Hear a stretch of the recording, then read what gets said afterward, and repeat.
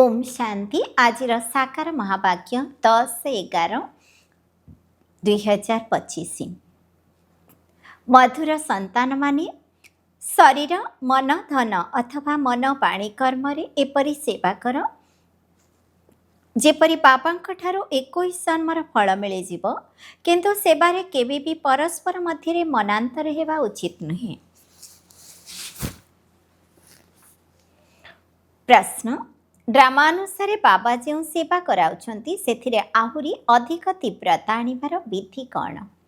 उत्तर परस्पर मध्य एकमत रहू केबे कौनसी खिटपिट न हेउ जदि खिटपिट हेब तेबे सेवा कौन करिब सेथिपई परस्पर सहित मिसी संगठन करी निष्पत्ति कर परस्पर सहयोगी हुआ।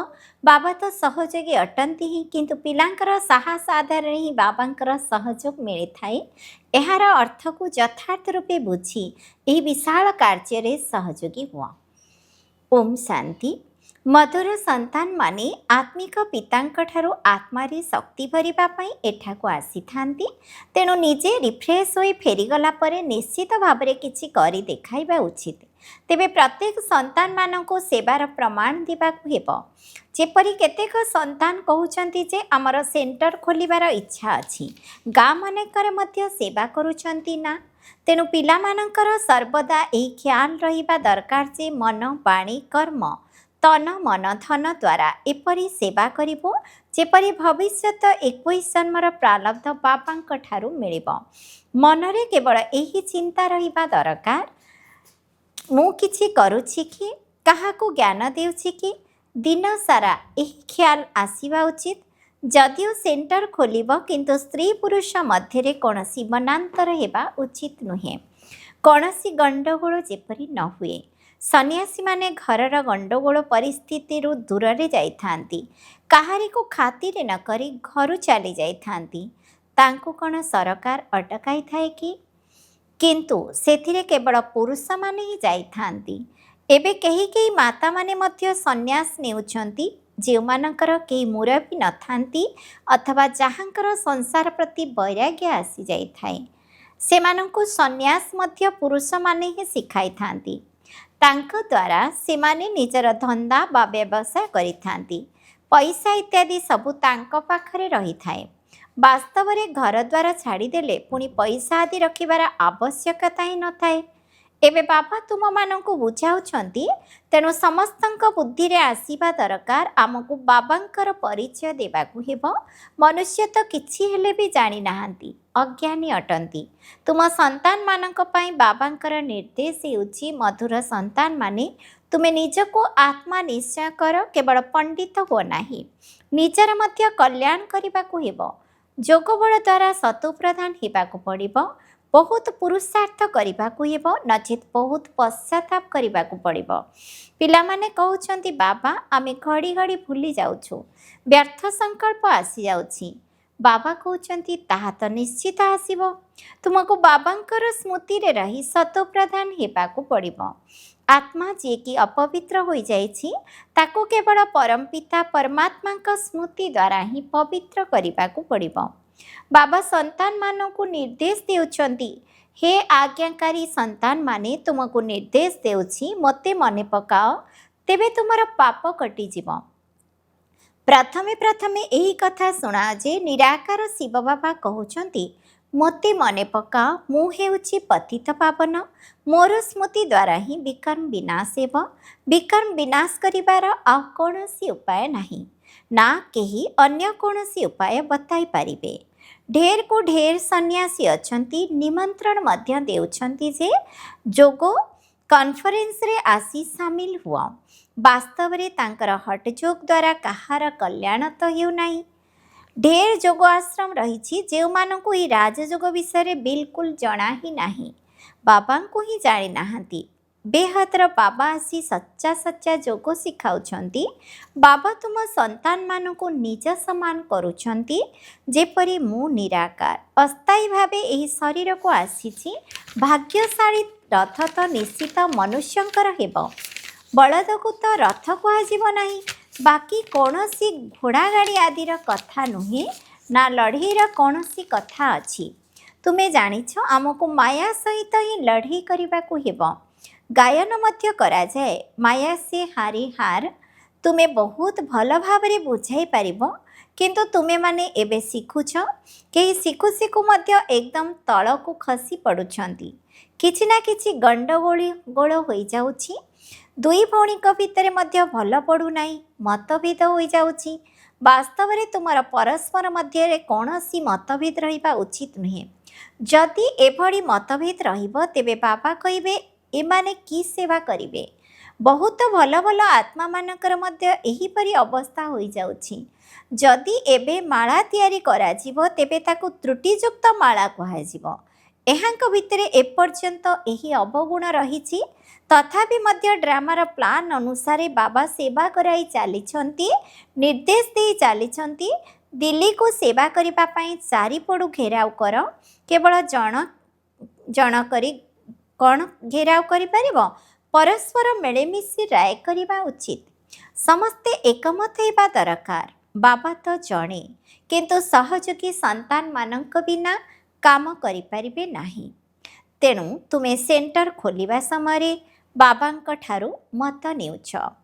ବାବା ପଚାରୁଛନ୍ତି ସହଯୋଗୀ ଅଟ? ତେବେ କହୁଛନ୍ତି ହଁ।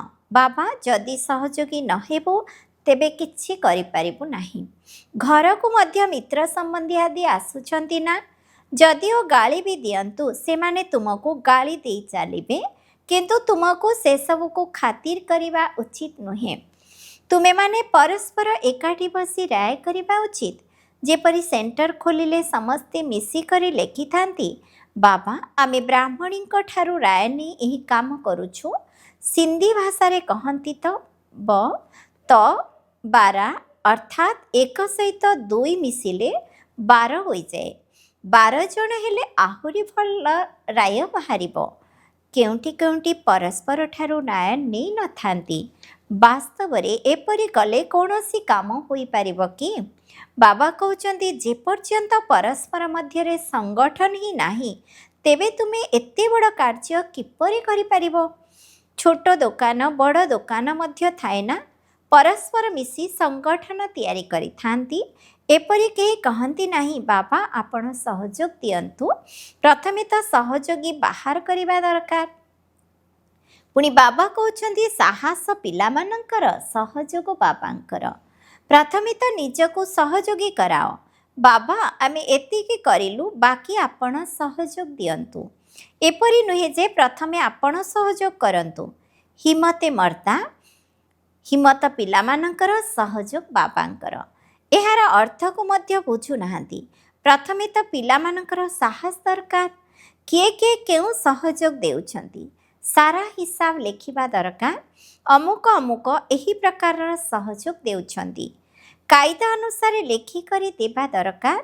ବାକି ଏପରି କ'ଣ ଜଣେ ଜଣେ କହିବେ ଯେ ଆମେ ସେଣ୍ଟର ଖୋଲୁଛୁ ସହଯୋଗ ଦିଅ, ଏମିତିରେ କ'ଣ ବାବା ଖୋଲିପାରିବେ ନାହିଁ କି? କିନ୍ତୁ ଏପରି ତ ହୋଇପାରିବ ନାହିଁ। ସଂଗଠନର ସଦସ୍ୟମାନେ ପରସ୍ପର ସହିତ ମିଶିବା ଦରକାର। ତୁମମାନଙ୍କ ଭିତରେ ମଧ୍ୟ କ୍ରମାନ୍ୱୟରେ ରହିଛନ୍ତି ନା? କେହି କେହି ତ ବିଲକୁଲ କିଛି ହେଲେ ବି ବୁଝୁନାହାନ୍ତି। କେହି କେହି ବହୁତ ହର୍ଷିତ ରହୁଛନ୍ତି।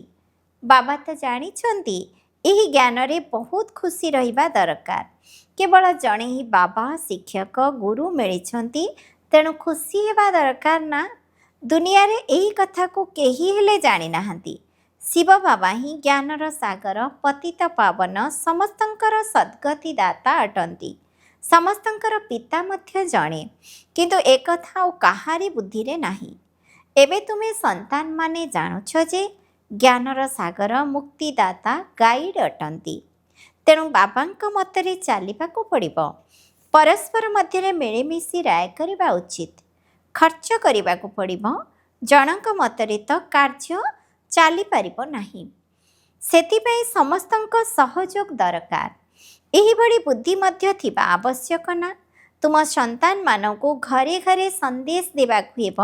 କେହି କେହି ପଚାରୁଛନ୍ତି ବିବାହ କାର୍ଯ୍ୟରେ ଯୋଗ ଦେବା ପାଇଁ ନିମନ୍ତ୍ରଣ ମିଳିଛି, ଯିବୁ?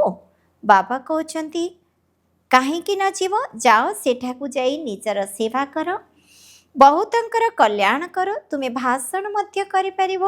ମୃତ୍ୟୁ ସମ୍ମୁଖରେ ଦଣ୍ଡାୟମାନ, ସେଥିପାଇଁ ବାବା କହୁଛନ୍ତି ମୋତେ ମନେ ପକାଅ। ଏଠାରେ ସମସ୍ତେ ପାପାତ୍ମାମାନେ ଅଟନ୍ତି, ବାବାଙ୍କୁ ଗାଳି ଦେଇ ଚାଲିଛନ୍ତି, ବାବାଙ୍କଠାରୁ ତୁମକୁ ବିମୁଖ କରାଇ ଦେଉଛନ୍ତି। ଗାୟନ ମଧ୍ୟ ରହିଛି, ବିନାଶ କାଳେ ବିପରୀତ ବୁଦ୍ଧି। ଏକଥା କିଏ କହୁଛନ୍ତି? ବାବା ନିଜେ କହୁଛନ୍ତି, ମୋ ସହିତ କାହାର ହେଲେ ପ୍ରୀତି ବୁଦ୍ଧି ନାହିଁ। ବିନାଶ କାଳେ ବିପରୀତ ବୁଦ୍ଧି ହୋଇଯାଇଛି। ମୋତେ କେହି ଜାଣି ହିଁ ନାହାନ୍ତି। ଯାହାଙ୍କର ପ୍ରୀତି ବୁଦ୍ଧି ଅଛି, ଯିଏ ମୋତେ ମନେ ପକାଉଛନ୍ତି, ସେ ହିଁ ବିଜୟୀ ହେବେ। ପ୍ରୀତି ଥିଲେ ମଧ୍ୟ ଯଦି ଯୋଗ କରୁନଥିବେ, ତେବେ କମ୍ ପଦ ପାଇବେ। ବାବା ପିଲାମାନଙ୍କୁ ନିର୍ଦ୍ଦେଶ ଦେଉଛନ୍ତି। ମୂଳ କଥା ହେଲା ସମସ୍ତଙ୍କୁ ସନ୍ଦେଶ ଦେବାକୁ ହେବ, ବାବାଙ୍କୁ ମନେ ପକାଇ ପବିତ୍ର ହୋଇ ପବିତ୍ର ଦୁନିଆର ମାଲିକ ହୁଅ। ଡ୍ରାମା ଅନୁସାରେ ବାବାଙ୍କୁ ବୃଦ୍ଧ ଶରୀରର ଆଧାର ନେବାକୁ ହିଁ ପଡ଼ୁଛି ଏବଂ ତାହା ମଧ୍ୟ ବାନପ୍ରସ୍ଥ ଅବସ୍ଥାରେ ପ୍ରବେଶ କରୁଛନ୍ତି। ମନୁଷ୍ୟମାନେ ମଧ୍ୟ ବାନପ୍ରସ୍ଥ ଅବସ୍ଥାରେ ହିଁ ଭଗବାନଙ୍କ ସହିତ ମିଶିବା ପାଇଁ ପରିଶ୍ରମ କରିଥାନ୍ତି। ଭକ୍ତିରେ ତ ଭାବିଥାନ୍ତି ଜପ ତପ ଆଦି କରିବା, ଏସବୁ ଭଗବାନଙ୍କ ସହିତ ମିଶିବାର ରାସ୍ତା ଅଟେ। କେବେ ମିଳିବେ ଏକଥା କିଛି ହେଲେ ଜଣା ନାହିଁ। ଜନ୍ମ ଜନ୍ମାନ୍ତର ଭକ୍ତି କରି ଆସିଛନ୍ତି, ବାସ୍ତବରେ ଭଗବାନ ତ କାହାକୁ ମିଳୁନାହାନ୍ତି। ଏକଥା ଜାଣିନାହାନ୍ତି ଯେ ବାବା ସେତେବେଳେ ଏଠାକୁ ଆସିବେ ଯେତେବେଳେ ପୁରୁଣା ଦୁନିଆକୁ ନୂଆ କରିବାକୁ ହେବ। ବାବା ହିଁ ରଚୟିତା ଅଟନ୍ତି। ଚିତ୍ର ତ ରହିଛି, କିନ୍ତୁ ତ୍ରିମୂର୍ତ୍ତି ଚିତ୍ରରେ ଶିବଙ୍କୁ ଦେଖାଉନାହାନ୍ତି। ଶିବ ବାବାଙ୍କୁ ବାଦ ଦେଇ କେବଳ ବ୍ରହ୍ମା ବିଷ୍ଣୁ ଶଙ୍କରଙ୍କୁ ଦେଖାଇଛନ୍ତି, ଯେମିତିକି ମୁଣ୍ଡ କାଟି ଦେଇଛନ୍ତି। ବାବାଙ୍କ ବିନା ସମସ୍ତେ ଅନାଥ ହୋଇଯାଇଛନ୍ତି। ବାବା କହୁଛନ୍ତି, ମୁଁ ଆସି ତୁମକୁ ସନାଥ କରୁଛି। 21 ଜନ୍ମ ପାଇଁ ତୁମେମାନେ ସନାଥ ହୋଇଯାଉଛ, କୌଣସି ଅସୁବିଧା ରହେ ନାହିଁ। ତୁମେମାନେ ମଧ୍ୟ କହୁଛ, ଯେପର୍ଯ୍ୟନ୍ତ ବାବା ମିଳିନଥିଲେ ସେ ପର୍ଯ୍ୟନ୍ତ ଆମେ ମଧ୍ୟ ବିଲକୁଲ ତୁଚ୍ଛ ବୁଦ୍ଧି ଅନାଥ ଥିଲୁ। ତାଙ୍କୁ ପତିତ ପାବନ ବୋଲି କହୁଛନ୍ତି, କିନ୍ତୁ ସେ କେବେ ଆସିବେ ଏକଥା କେହି ଜାଣିନାହାନ୍ତି। ନୂଆ ଦୁନିଆ ପବିତ୍ର ଦୁନିଆ ଅଟେ। ବାବା କେତେ ସହଜ ଭାବରେ ବୁଝାଉଛନ୍ତି। ତୁମମାନଙ୍କ ବୁଦ୍ଧିରେ ମଧ୍ୟ ଆସୁଛି, ଆମେ ବାବାଙ୍କର ହୋଇଛୁ, ତେଣୁ ସ୍ୱର୍ଗର ମାଲିକ ନିଶ୍ଚିତ ହେବୁ। ଶିବ ବାବା ହେଉଛନ୍ତି ବେହଦର ମାଲିକ। ବାବା ହିଁ ଆସି ସୁଖ ଶାନ୍ତିର ବର୍ଷା ଦେଇଥିଲେ। ସତ୍ୟଯୁଗରେ ସୁଖ ଥିଲା, ବାକି ସବୁ ଆତ୍ମାମାନେ ଶାନ୍ତିଧାମରେ ଥିଲେ। ଏବେ ଏହି କଥାକୁ ତୁମେମାନେ ହିଁ ବୁଝୁଛ। ଶିବ ବାବା କାହିଁକି ଆସିଥିଲେ? ନିଶ୍ଚିତ ନୂଆ ଦୁନିଆ ରଚନା କରିବା ପାଇଁ ଏବଂ ପତିତମାନଙ୍କୁ ପାବନ କରିବାର ଶ୍ରେଷ୍ଠ କାର୍ଯ୍ୟ ହିଁ କରିଥିବେ। କିନ୍ତୁ ମନୁଷ୍ୟମାନେ ବିଲକୁଲ ଘୋର ଅନ୍ଧକାର ଭିତରେ ରହିଛନ୍ତି। ବାବା କହୁଛନ୍ତି, ଏହା ମଧ୍ୟ ଡ୍ରାମାରେ ନିର୍ଦ୍ଧାର୍ଯ୍ୟ ରହିଛି। ତୁମ ସନ୍ତାନମାନଙ୍କୁ ବାବା ଆସି ଏବେ ଜାଗ୍ରତ କରୁଛନ୍ତି। ତୁମେ ଏବେ ସାରା ଡ୍ରାମାକୁ ଜାଣୁଛ, କିପରି ନୂଆ ଦୁନିଆ ପୁଣି ପୁରୁଣା ହୋଇଥାଏ। ବାବା କହୁଛନ୍ତି, ଆଉ ସବୁ କିଛି ଛାଡ଼ି ଏକମାତ୍ର ବାବାଙ୍କୁ ମନେ ପକାଅ। ମୋର କାହା ପ୍ରତି ଘୃଣାଭାବ ଆସୁନାହିଁ, ଏକଥା ବୁଝାଇବାକୁ ପଡ଼ୁଛି। ଡ୍ରାମା ଅନୁସାରେ ମାୟାର ରାଜ୍ୟ ମଧ୍ୟ ହେବ। ଏବେ ବାବା କହୁଛନ୍ତି, ମଧୁର ସନ୍ତାନମାନେ, ଏବେ ଏହି ଚକ୍ର ପୂରା ହେବାକୁ ଯାଉଛି। ତେଣୁ ତୁମମାନଙ୍କୁ ଏହି ସମୟରେ ଈଶ୍ୱରୀୟ ମତ ମିଳୁଛି। ତୁମମାନଙ୍କୁ ସେହି ମତ ଅନୁସାରେ ଚାଲିବାକୁ ହିଁ ହେବ। ତେଣୁ ଏବେ 5 ବିକାରର ମତରେ ଚାଲିବା ଉଚିତ ନୁହେଁ। ଅଧା କଳ୍ପ ତୁମେ ମାୟାର ମତରେ ଚାଲି ତମ ପ୍ରଧାନ ହୋଇଯାଇଛ। ଏବେ ମୁଁ ତୁମକୁ ଶତୁ ପ୍ରଦାନ କରିବାକୁ ଆସିଛି। ଏହା ଶତୁ ପ୍ରଧାନ ଏବଂ ତମ ପ୍ରଧାନର ଖେଳ ଅଟେ। ଏଥିରେ ଗ୍ଲାନିର କୌଣସି କଥା ନାହିଁ। କେହି କେହି କହୁଛନ୍ତି, ଭଗବାନ ଏହି ଯିବା ଆସିବାର ନାଟକ କାହିଁକି ରଚନା କରିଛନ୍ତି? ଏଥିରେ କାହିଁକିର ପ୍ରଶ୍ନ ହିଁ ଉଠୁନାହିଁ। ଏହା ତ ଡ୍ରାମାର ଚକ୍ର ଅଟେ, ଯାହାର ପୁନରାବୃତ୍ତି ହୋଇ ଚାଲିଛି। ଡ୍ରାମା ଅନାଦି ଅଟେ। ବର୍ତ୍ତମାନ କଳିଯୁଗ ଚାଲିଛି, ସତ୍ୟଯୁଗ ଅତୀତ ହୋଇଗଲାଣି। ଏବେ ପୁଣି ବାବା ଆସିଛନ୍ତି। ଯଦି ତୁମେମାନେ ବାବା ବାବା କହି ଚାଲିବ, ତେବେ ତୁମମାନଙ୍କର କଲ୍ୟାଣ ହେବ। ବାବା କହୁଛନ୍ତି, ଏହା ଅତି ଗୁହ୍ୟ ଏବଂ ରମଣୀକ କଥା। କୁହାଯାଏ, ସିଂହୀର କ୍ଷୀରକୁ ରଖିବା ନିମନ୍ତେ ସୁନାର ପାତ୍ର ଆବଶ୍ୟକ। ତେବେ ବୁଦ୍ଧି ସୁନା ସଦୃଶ କିପରି ହେବ? ଆତ୍ମାରେ ହିଁ ବୁଦ୍ଧି ରହିଛି ନା? ଆତ୍ମା କହୁଛି, ମୋ ବୁଦ୍ଧି ଏବେ ବାବାଙ୍କ ଆଡ଼କୁ ରହିଛି। ମୁଁ ବାବାଙ୍କୁ ବହୁତ ସ୍ମରଣ କରୁଛି। କିନ୍ତୁ ବସୁ ବସୁ ବୁଦ୍ଧି ଅନ୍ୟ କେଉଁ ଆଡ଼କୁ ଚାଲି ଯାଉଛି ନା? ବୁଦ୍ଧିରେ ଯଦି ଧନ୍ଦା ଆଦିର କଥା ମନେ ପଡ଼ୁଥିବ, ତେବେ ତୁମମାନଙ୍କ କଥା ଶୁଣିବେ ନାହିଁ। ଏଥିରେ ବହୁତ ମେହନତ ରହିଛି। ଯେତେ ଯେତେ ମୃତ୍ୟୁ ନିକଟତର ହେବ ତୁମେମାନେ ବହୁତ ଯୋଗଯୁକ୍ତ ହୋଇ ରହିବ। ମୃତ୍ୟୁ ସମୟରେ ସମସ୍ତେ କହିଥାନ୍ତି ଭଗବାନଙ୍କୁ ମନେ ପକାଅ। ଏବେ ବାବା ନିଜେ କହୁଛନ୍ତି ମୋତେ ମନେ ପକାଅ। ତୁମ ସମସ୍ତଙ୍କର ଏବେ ବାନପ୍ରସ୍ଥ ଅବସ୍ଥା ଅଟେ। ତୁମମାନଙ୍କୁ ଘରକୁ ଫେରି ଯିବାକୁ ହେବ, ସେଥିପାଇଁ ମୋତେ ମନେ ପକାଅ, ଅନ୍ୟ କୌଣସି କଥା ଶୁଣ ନାହିଁ। ଜନ୍ମ ଜନ୍ମାନ୍ତର ପାପର ବୋଝ ତୁମ ମୁଣ୍ଡ ଉପରେ ରହିଛି। ଶିବ ବାବା କହୁଛନ୍ତି ଏହି ସମୟରେ ସମସ୍ତେ ଅଜାମିଳ ଅଟନ୍ତି। ମୂଳ କଥା ହେଲା ଯୋଗର ଯାତ୍ରା, ଯାହାଦ୍ୱାରା ତୁମେ ପବିତ୍ର ହୋଇଯିବ। ପୁଣି ଯୋଗଯୁକ୍ତ ହୋଇ ରହିବା ସହିତ ପରସ୍ପର ମଧ୍ୟରେ ସ୍ନେହ ମଧ୍ୟ ରହିବା ଦରକାର। ପରସ୍ପର ରାୟ ନେବା ଉଚିତ। ବାବା ପ୍ରେମର ସାଗର ଅଟନ୍ତି ନା, ତେଣୁ ତୁମମାନଙ୍କ ଭିତରେ ମଧ୍ୟ ବହୁତ ସ୍ନେହ ରହିବା ଦରକାର। ଦେହୀ ଅଭିମାନୀ ହୋଇ ବାବାଙ୍କୁ ସ୍ମରଣ କରିବାକୁ ହେବ। ଭାଇ ଭଉଣୀର ସମ୍ପର୍କକୁ ମଧ୍ୟ ତୁଟାଇବାକୁ ପଡ଼ୁଛି। ଭାଇ ଭଉଣୀଙ୍କ ସହିତ ମଧ୍ୟ ଯୋଗ ରଖ ନାହିଁ, ଏକମାତ୍ର ବାବାଙ୍କ ସହିତ ହିଁ ଯୋଗ ରହୁ।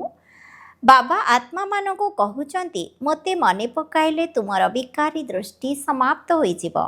କର୍ମେନ୍ଦ୍ର ଦ୍ୱାରା କୌଣସି ବିକର୍ମ କରିବା ଉଚିତ ନୁହେଁ। ମନରେ ତୋଫାନ ତ ନିଶ୍ଚୟ ଆସିବ, ଏହା ବହୁତ ବଡ଼ ଲକ୍ଷ୍ୟ ଅଟେ। ବାବା କହୁଛନ୍ତି ଦେଖ, ଯଦି କର୍ମେନ୍ଦ୍ର ଧୋକା ଦେଉଛି ତେବେ ଖବରଦାର ହୋଇଯାଅ। ଯଦି ଓଲଟା କାମ କରିଦେଲ ତେବେ ସବୁ ଖଲାସ। ଚଢ଼ିଲେ ଚାଖିବ ବୈକୁଣ୍ଠର ମାଲିକ। ମେହନତ ବିନା କ'ଣ କିଛି ହୋଇପାରିବ କି? ତେଣୁ ବହୁତ ମେହନତ କରିବାକୁ ପଡ଼ିବ।